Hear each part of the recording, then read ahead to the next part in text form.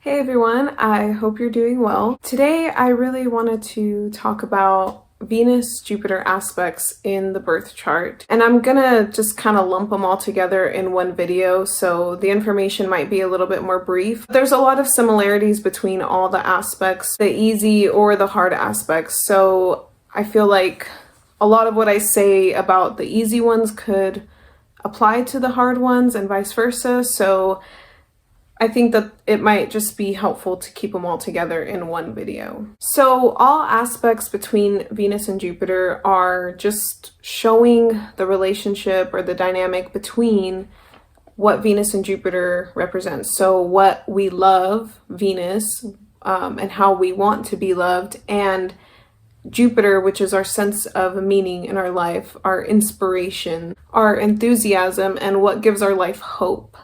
And usually what gives our life meaning or a sense of purpose is what we're willing to spend our money on, what we value. So it's what we love and enjoy and seek pleasure in. So good aspects between Venus and Jupiter are showing that these things are in line with one another, with what we value and what gives our life that meaning and inspiration.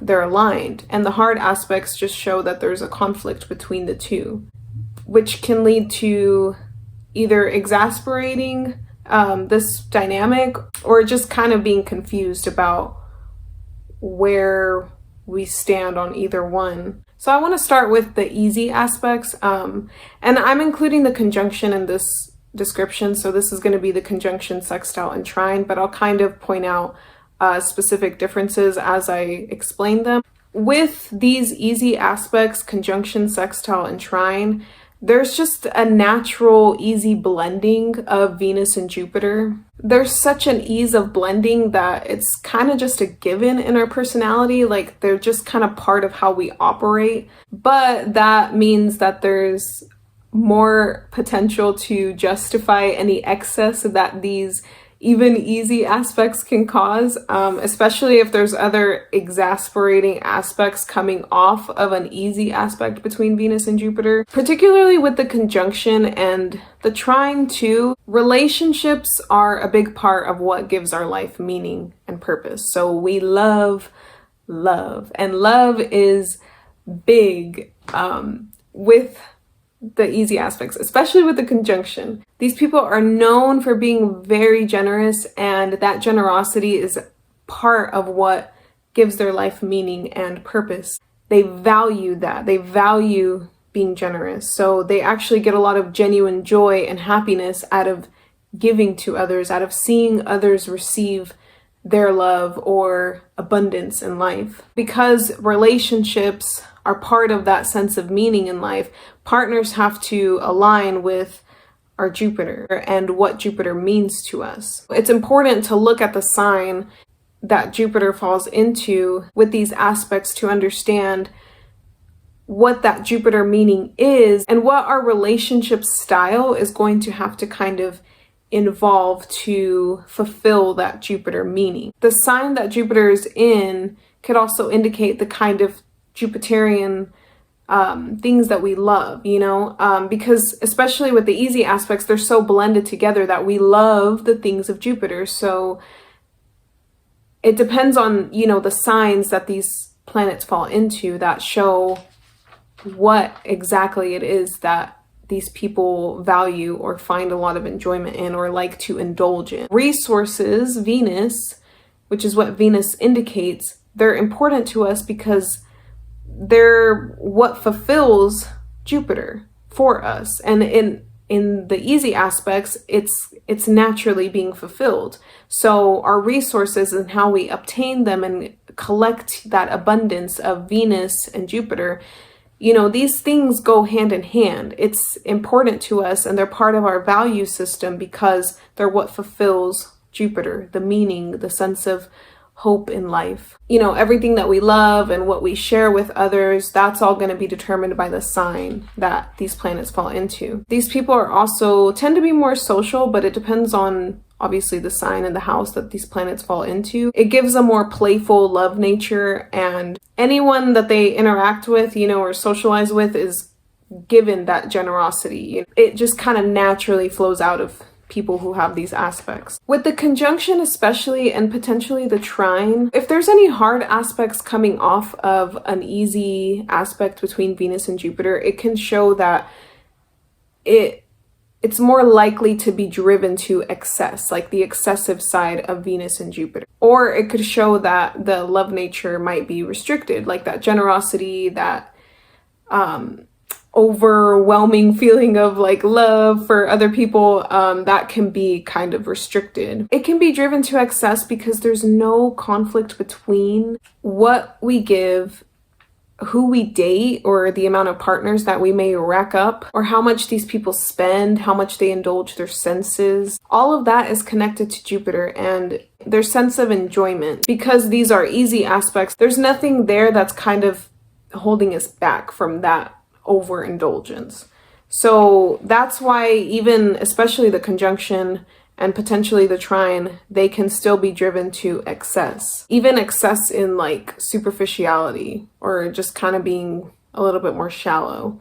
The sextile is different in that there's more activity with how these people are going to establish Jupiter and Venus together, so that they're actually working together. Since it's still an easy aspect, it's still showing that the process of learning how to integrate both of these together is enjoyable, or at least it's easier to assimilate that dynamic between the two. So an example would be if somebody has Jupiter in Leo, and they find meaning in creative expression, and then Venus in Gemini is sextile to that. You know, Venus in Gemini loves learning about communication, or maybe enjoys writing scripts or plays or poems, you know? So it's like that skill development with the Venus is naturally kind of fulfilling Jupiter. But with all the easy aspects, it's often not even realized that that process is naturally occurring, that what we love to do with Venus is already just kind of naturally fulfilling Jupiter. It's something that's almost just, it's just what we do. It's just part of our love nature. It's part of our value system already. So there's no conflict there. Again, unless there's other excessive tendencies in the chart. So now I want to talk about the hard aspects between Venus and Jupiter. Hard aspects are just kind of showing that there's a conflict between the style of loving and how a person wants to be loved, and that broader Jupiter meaning in life. With all the hard aspects, this is where we see more of that excess that Jupiter can bring with any hard aspect to any of the inner planets. Because again, Venus and Jupiter individuals have like a lot of love, right? So with the hard aspects, the love is really big and they want to give it to everyone, but it's more excessive because there's a tendency to overgive or overindulge, overspend. And the conflict, especially with the square, it may not always be in line with what we really value, what is really truly inspiring to us or meaningful to us in the bigger picture.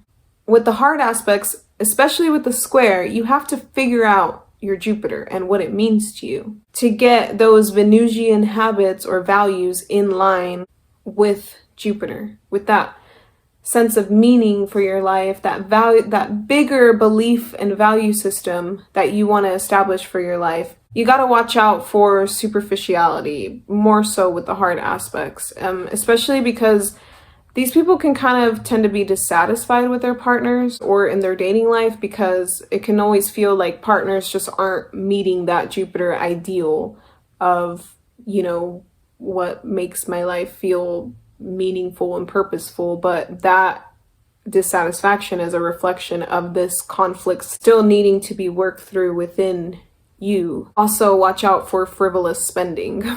See, with the opposition, it's like that aim is there, you know, that what how they're acting out of their Venus, it's like the aim is there to fulfill the Jupiter, but they're just overdoing it with the opposition. It can be more excessive than even the square, because it feels like, oh yes, I'm doing this to fulfill some kind of Jupiter meaning or inspiration, you know, that rush of excitement that I get, you know, it's like I'm gonna act on my Venus to kind of fulfill that, but they are just doing it excessively. The inconjunction is also similar, but the inconjunction has its own unique elements to it.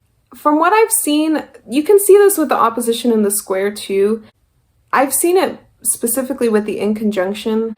The inconjunction can be pointing more so to a specific underlying insecurity that is driving that excess. Especially if with a hard aspect between Venus and Jupiter, there's other hard aspects, like especially to Neptune, people can be more confused about boundaries. So that's where they can overgive, and it could actually be detrimental to them because there's a boundary issue. There's a sense of feeling like I have to, this is part of my Jupiter purpose, but like that Jupiter belief is kind of, I don't know, it's not exactly sound.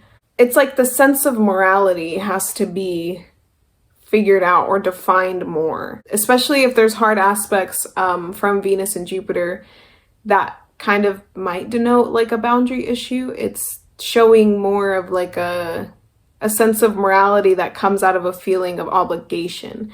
And with the hard aspects, especially with the inconjunction, there's issues with the self-worth and feeling like they have to like overdo with their Jupiter to make up for that insecurity or that not really fully supported sense of self-worth. Especially with the inconjunction, that one can show up as the generosity kind of swinging back and forth, you know, it's like they overdo and then they feel like guilty, or they did it more so because they felt like they should, not necessarily because it's what they really wanted or what they really value. That's kind of what distinguishes the inconjunction from the other hard aspects, but all the hard aspects show that there's a potential to overdo. Even the easy aspects too, it's just the easy aspects you might not notice that you're overdoing it, or it might just be something that is more fun, or you know, it's not causing as much trouble in your life, so it's like, is this really an issue, or is it, you know, giving me just a naturally good feeling? So yeah, there's some things to consider with Venus and Jupiter, but all of them still contribute to a personality that is definitely lovable and is definitely generous and loves abundantly. So they're definitely people that others like to have around. So I hope that this helped you understand Venus-Jupiter aspects in the birth chart, and I hope you guys are having a good end of 2021 and a happy new year. Merry Christmas if you celebrate. If not, happy whatever you celebrate, or happy end of the year season. Anyways, I'm gonna go now. I hope you like this video and thank you for watching.